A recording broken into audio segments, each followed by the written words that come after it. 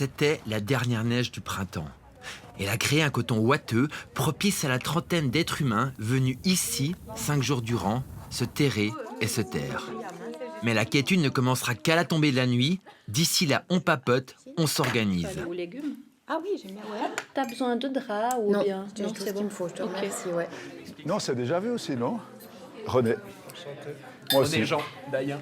On rencontre René, retraité valdo-valaisan, qui avant de rentrer dans le silence, tient à nous expliquer pourquoi il fait ça. J'ai besoin de ça parce que ça m'aide à me recentrer et quand je quitte une retraite comme ça, je suis ressourcé. On est seul face à soi-même, donc il y a un peu tout ce qu'on n'a pas l'habitude de travailler qui remonte à la surface. Tous ces petits travers, les accidents de la vie, les choses qu'on essaie des zones difficiles, hein, du point de vue inconscient, semi-conscient. Et tout ça, ça remonte, il faut travailler.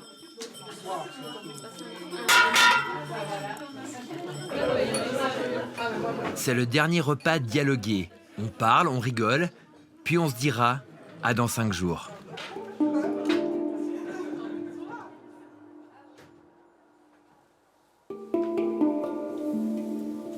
À la tombée de la nuit, on se réunit autour de Christelle, travailleuse sociale dans la vraie vie. Mais ici, elle sera notre enseignante en calme. À 8h15, 8h30, on va se retrouver dans la salle de méditation. On va commencer par apprivoiser le silence quelques minutes. Après, il y aura des informations pratiques, les dernières de la retraite. Le silence, ça renforce vraiment la présence à l'instant. Ça nous ancre dans le moment présent. Il y aura forcément des moments pendant cette retraite où l'assise ou alors la marche, ça va paraître interminable. Peut-être que même à un moment donné, on va se demander pourquoi on est là. Et à partir de ce moment-là, on reste en silence. Voilà.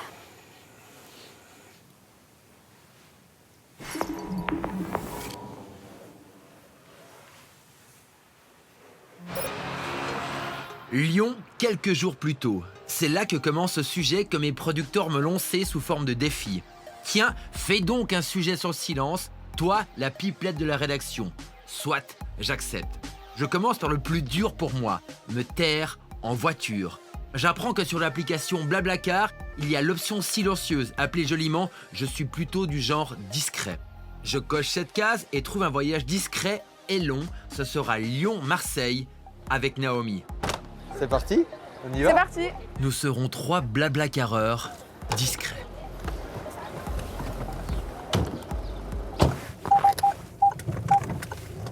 C'est parti. Théoriquement, je ne dois pas parler, C'est Louis. mais juste une question pour la route. Après, j'arrête.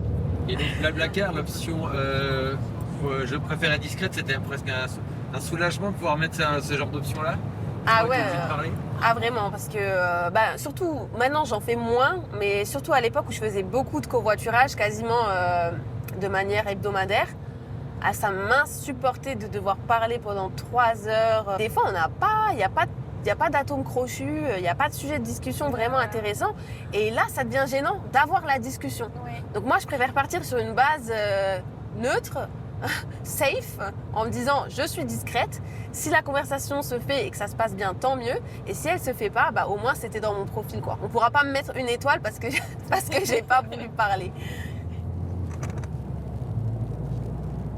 Bon ok, après cette unique question, je n'ai pas pu me retenir et je lui ai demandé quel était son pire small talk. Le genre de petites discussions, par exemple quand on va chez le coiffeur ou chez l'esthéticienne, moi je déteste. Je déteste parler pour parler en fait. Là voilà, quand on est chez l'esthéticienne, dans des positions un peu bizarres et tout, on n'a pas envie de discuter de vacances ou de programmes télé, on veut juste que le moment il passe. Le voyage fut un échec. Nous avons parlé tout du long. Et voici le commentaire que j'ai reçu sur l'application. Je ne me dis pas bravo. Retour dans les Préalpes. 6h15, lever, brossage de dents. Il est tôt et je ne suis toujours pas rassuré. C'est très long, j'ai déjà mal au dos, aïe aïe aïe. Et je bouge beaucoup, j'arrête pas de bouger, tout le monde est quoi, tout le monde est mobile, tout le monde est super super silencieux. J'avance absolument mon axe et les forces, magasin de porcelaine. Voilà, on verra ce que ça va donner. Jour 1.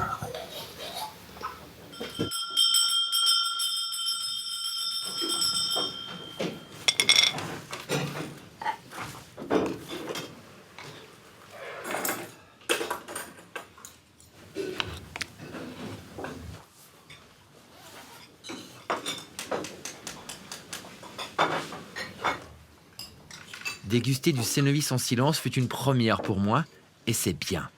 Une autre première pour moi, le concept de salon de coiffure silencieux. À Zurich, on peut réserver une coupe silencieuse. Le salon s'appelle Dry Cut. Personnellement, je l'aurais appelé le R. Mais en suisse allemand, ça marche moins bien. Avec l'option Silent Cut, Stéphane, le directeur, veut surtout éviter les small talks vides et inutiles. Les gens, ils ont l'option de cliquer Silent Cut et donc nous savons déjà que la personne dans la chaise où on fait le service, elle aimerait plutôt pas parler. Bien sûr, on va demander comment est-ce que vous voulez la coupe, etc.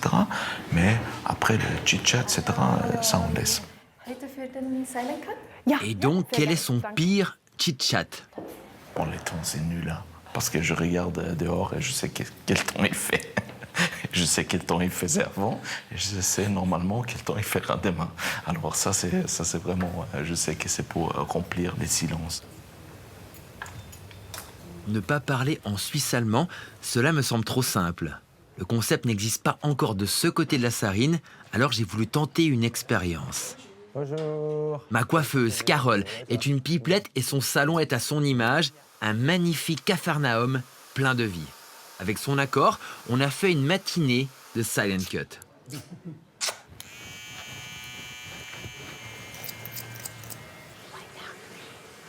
Elle triche. Ça s'est bien passé, cette coupe silencieuse? Pas du tout. J'aime pas du tout. Non, non, ça montre que j'aime le contact avec les gens. L'échange et le rapport. Puis c'est marrant parce que je le coiffe depuis 20 ans.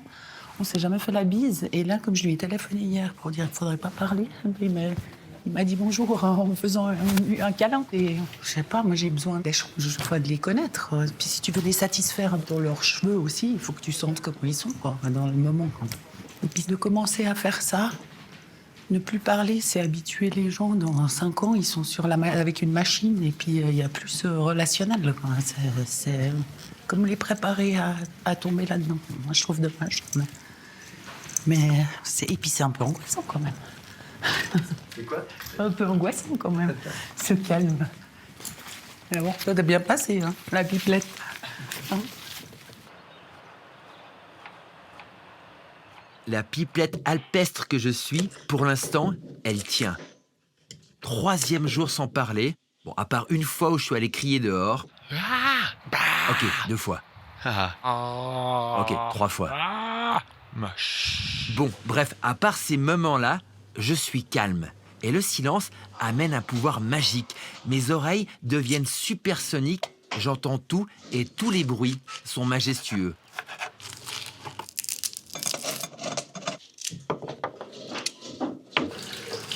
Dans un monde où tous les sons sont amplifiés, peut-on parler d'une retraite silencieuse? Mais alors, qu'est-ce que le silence? À Genève, j'ai rencontré Fadel Elmé, docteur en neurosciences de l'audition. Il est sourd de naissance et appareillé depuis l'enfance. Je pense que l'expérience la plus proche du silence pour un entendant, j'imagine, c'est d'être dans une chambre qu'on appelle anéchoïque. Et ces chambres où on fait des expériences de son, mais où il n'y a aucun son. Et apparemment, de ce que j'entends, c'est que la personne qui est entendante, au bout d'un moment, elle va entendre ses battements de cœur, son propre son. Donc même dans une chambre comme ça, elle entendra un son. Alors que pour nous, sourds, c'est une expérience, voilà, c'est-à-dire naturelle. Donc, pour les sourds, le silence est une absence totale de son, chose que moi, entendant, je ne pourrais jamais connaître. J'étais obligé de lui poser la question de savoir s'il profitait parfois de son super pouvoir, quand il avait envie de tranquillité, par exemple. Moi, j'ai un certain plaisir, des fois, à être dans le silence. Et ce moment-là, c'est en général le matin, quand je me réveille. Je prends mon temps, je prends mon café. Après, il y a ma copine qui va vouloir me parler. Et je la vois faire l'effort d'articuler, je lis sur les lèvres. Donc elle me rejoint d'un côté pour que je comprenne. Et quand je mets l'appareil, en fait, c'est le réveil total. Donc j'aime pas mettre l'appareil trop vite.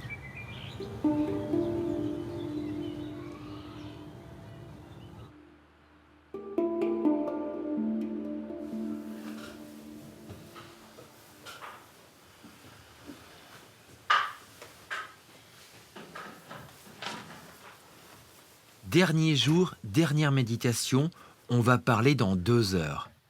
Oui, le silence apprivoise, j'ai tenu et j'ai aimé.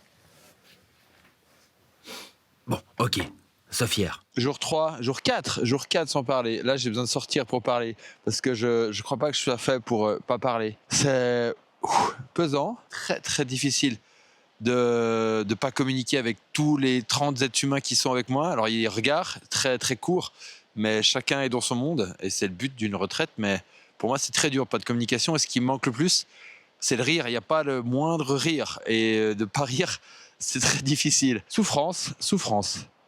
On y retourne. Oui, une chose m'a manqué, le rire. En revanche, les petits échanges se sont amplifiés depuis 24 heures. Et ces regards, ces petits sourires ont pris autant de place pour moi qu'une longue soirée réconfortante avec mes amis. Le silence n'est donc pas une absence de communication. T'as dû sentir, non? Oui. Qu'on est ensemble autrement, je trouve d'une manière beaucoup plus simple, mais beaucoup plus profonde. Je sais pas, c'est souvent le partage à la fin des retraites, c'est que on a passé quelques jours ensemble, on est des parfaits inconnus, mais on a l'impression qu'on fait partie d'une même famille, enfin, qu'on se connaît vraiment. Je vous laisse vous mettre par 2. Respectez minimum d'espace intime.